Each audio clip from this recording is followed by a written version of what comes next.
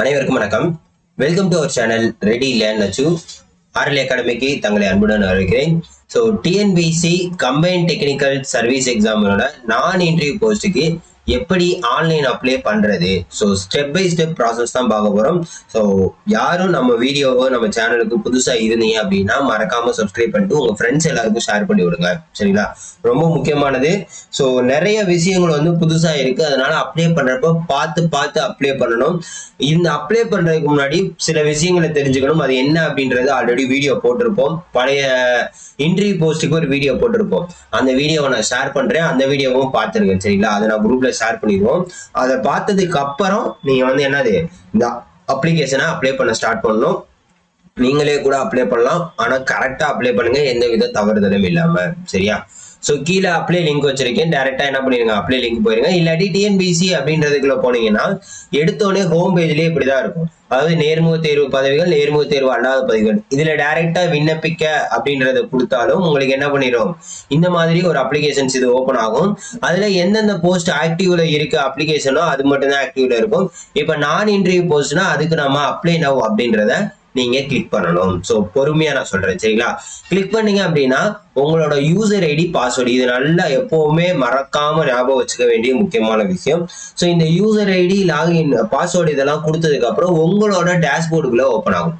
உங்களோட டேஷ்போர்டுக்குள்ள போனீங்கன்னா முன்னாடி எத்தனை எக்ஸாம் அப்ளை பண்ணீங்கன்னா அது ஃபுல்லா மேல ஷோ ஆகும். கீழே பாத்தீங்க அப்படின்னா கம்பைன் டெக்னிக்கல் சர்வீஸ் எக்ஸாமினேஷன் நான் இன்டர்வியூ போஸ்ட் அப்படின்றது ஓப்பன் ஆகும். அதுல வந்து கிளிக்கர் டு அப்ளை, அதுல வந்து என்னது கிளிக்கர் டு அப்ளை அப்படின்றத கொடுத்தீங்க அப்படின்னா இந்த மாதிரி ஒரு பேஜ் ஓப்பன் ஆகும். இதுல வந்து ஒவ்வொன்றையும் நீங்க வந்து ஃபில் பண்ணணும். இந்த 12 காலமையும் நீங்க ஃபில் பண்ண டிக் ஆகிக்கிட்டே இருக்கும். ஸோ இதை வந்து தொடர்க கண்டினியூ கொடுத்துடணும், சரிங்களா? நெக்ஸ்ட் ஃபர்ஸ்ட் பேஜ்ல என்ன வரும்னா நோட்டிபிகேஷனை பத்தின டீடைல்ஸ் வரும், சரிங்களா? அறிவிக்கை என்ன எப்போ வந்துச்சு, எப்போ அப்ளிகேஷன் ஸ்டேட் ஆச்சு, லாஸ்ட் டேட் எப்ப 25/6. ஸோ அதுக்குள்ள என்ன பண்ணிடணும், அப்ளை பண்ணிருங்க, ரொம்ப டிலே பண்ணிடாதீங்க.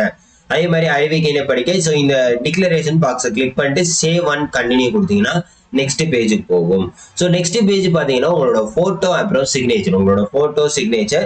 இந்த போட்டோ அப்படின்றதுக்கு கீழே வந்து இன்ஸ்ட்ரக்ஷன் கொடுத்துருப்பாங்க. அதாவது 175 பிக்சலுக்கு 130 பிக்சல்ஸ், அதாவது 4.5 சென்டிமீட்டர் இன்ட்டு 3.5 சென்டிமீட்டர் அப்படின்ற ரேஷியோல இருக்கணும். அதாவது எது இந்த போட்டோவோட சைஸ். கீழே வந்து உங்களோட பேரு, இந்த போட்டோ எடுத்த டேட்டை வந்து கண்டிப்பா மென்ஷன் பண்ணோம்.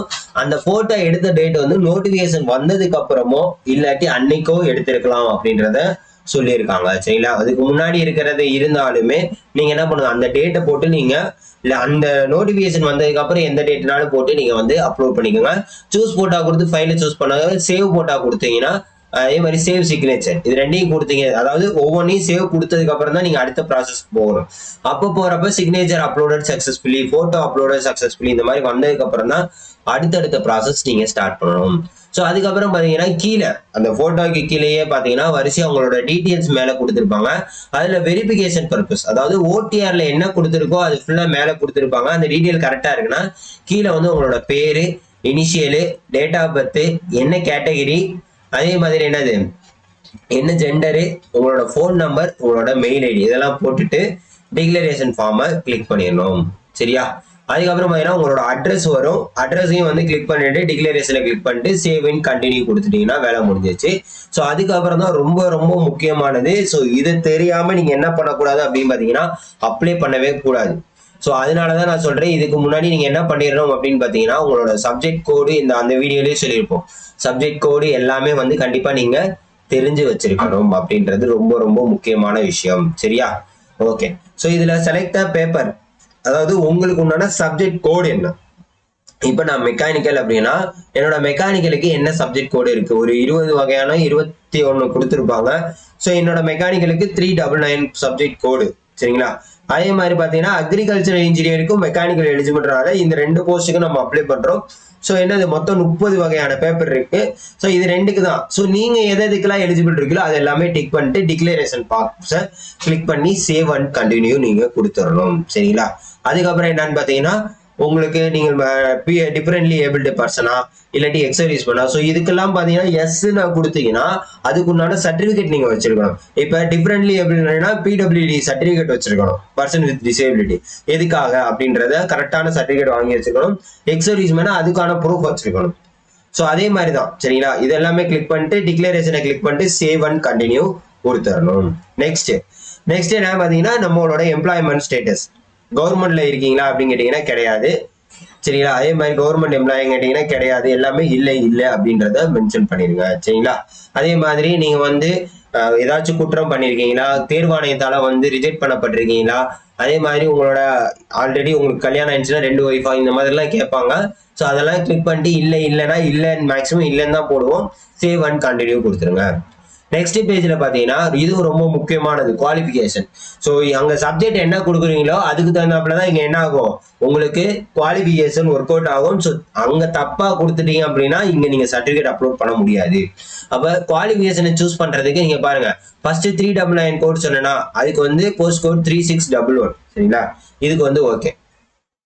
அடுத்து போஸ்ட் கோட் 1067. ஸோ இதுக்கு பாத்தீங்கன்னா டிகிரி இன் மெக்கானிக்கல் இன்ஜினியரிங் அப்படின்றதையும் கொடுத்துருக்காங்க. ஸோ என்னென்ன போஸ்ட்டுக்கெல்லாம் நீங்க எலிஜிபிளா இருக்கீங்க அப்படின்றத பார்த்துட்டு நீங்க என்ன பண்ணலாம், அப்ளை பண்ணலாம். ஸோ சப்ஜெக்ட் என்னென்ன சப்ஜெக்ட்லாம் இருக்கு அப்படின்றத தயவு செய்து பாருங்க. அதே மாதிரி உங்களோட சப்ஜெக்ட் கோடுக்கு என்னென்ன வேகன்சி இருக்குன்றத பார்த்துட்டு நீங்க என்ன பண்ணணும், அப்ளை பண்ணணும். அதை நல்லா ஞாபகம் வச்சுக்கோங்க சரியா. ஓகே, ஸோ இதெல்லாம் கொடுத்துட்டு வெரிஃபை தி செலக்டட் குவாலிஃபிகேஷன் கொடுத்துட்டு அதே மாதிரி உங்களோட இது கேட்பாங்க பிசிக்கல் ஸ்டாண்டர்ட், அது எஸ் மிஷன்லாம் எப்படி இருக்கு அப்படின்னு கேட்பாங்க. அங்கீகரிக்கப்பட்ட தகுதிக்கு இருந்தா மட்டும்தான் அப்ளை பண்ண முடியும். ஸோ இதையும் கிளிக் பண்ணிட்டு சேவ் அண்ட் கண்டினியூ நீங்க கொடுத்துடலாம் சரிங்களா. அதுக்கப்புறம் பாத்தீங்கன்னா உங்களோட எஜுகேஷன் குவாலிஃபிகேஷன் கீழே எஸ்எஸ்எல்சி எப்போ வந்து வெளியிடப்பட்ட தேதி, சான்றிதழ் நம்பர், தமிழ பாடமா எடுத்துருங்க. அதே மாதிரி 12க்கு அதுக்கப்புறம் யூஜி கொடுத்துருந்தீங்கன்னா யூஜி, உங்களுக்கு டிப்ளமோ முடிச்சிங்கன்னா டிப்ளமோ வரும் சரியா. இதை நல்லா பாத்துக்கோங்க, கரெக்டா அப்ளை பண்ணுங்க சரியா. ஓகே, இதெல்லாம் அப்ளை பண்ணதுக்கு அப்புறம் நீங்க கொடுத்த தகவல்லாம் கரெக்டா 2 பாப்பப் வரும். ஸோ இதெல்லாம் கரெக்டா அப்படின்னா ஆம் கொடுத்துட்டு சேவ் அண்ட் கண்டினியூ நீங்க கொடுத்துடலாம் சரிங்களா. அடுத்து ஸோ எக்ஸ்பீரியன்ஸ் இருந்தால் மட்டும்தான் இந்த பேஜ் ஓப்பன் ஆகும், இல்லாட்டி எக்ஸ்பீரியன்ஸ் இல்லைன்னா ஓப்பன் ஆகாது. நீங்க அடுத்த பேஜுக்கு போயிடலாம். ஸோ அதனால பிரச்சனை கிடையாது. நெக்ஸ்ட் பிஎஸ்டிஎம் இருக்கா இல்லையா, பிஎஸ்டிஎம் மேக்ஸிமம் டிகிரிக்கு இருக்காது. இல்ல டிகிரிக்கு நான் வச்சிருக்கேன் அப்படின்னா ஆம் கொடுத்துருங்க, இல்லைன்னா இல்ல கொடுத்துருங்க. ஆம்னு கொடுத்தா எப்போ முடிச்சிங்க, எது வரைக்கும் முடிச்சிங்க எல்லாத்துக்குமே அந்த பிஎஸ்டிஎம் சர்டிபிகேட் அப்லோட் பண்ணணும். ஸோ அது இப்போ ரீசெண்டா வாங்கினதா இருந்தா கரெக்டா இருக்கும் அப்படின்னு நினைக்கிறேன். ஸோ அதை மட்டும் பார்த்துக்கோங்க சரிங்களா.